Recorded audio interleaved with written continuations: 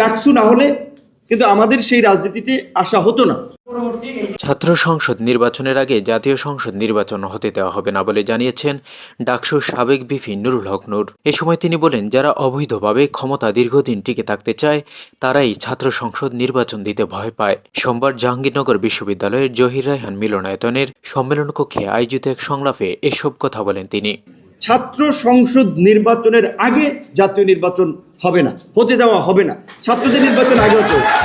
সংলাপের আয়োজন করে বাংলাদেশ ছাত্র অধিকার পরিষদের জাবি শাখা। সংলাপের শিরোনাম ছিল ছাত্র রাজনীতির সংস্কার প্রসঙ্গে ডাকসু জাকসু ও চাকসু রাকসু। আমাদের একটা যোগসূত্র তৈরি হয়েছিল একটা প্রোগ্রেসিভ রাজনীতিকে কেন্দ্র করে, সেটা কিন্তু ডাকসু না হলে কিন্তু আমাদের সেই রাজনীতিতে আসা হতো না। ধরেন ঢাকা ইউনিভার্সিটি বলেন 4র্থ শ্রেণীর কর্মচারী নিয়োগ হয়, নির্বাচন হয়, শিক্ষকদের নির্বাচন হয় প্রতি বছর, তাহলে ছাত্রদের নির্বাচন কেন হবে না? ছাত্র সংসদের নির্বাচন কেন হবে না?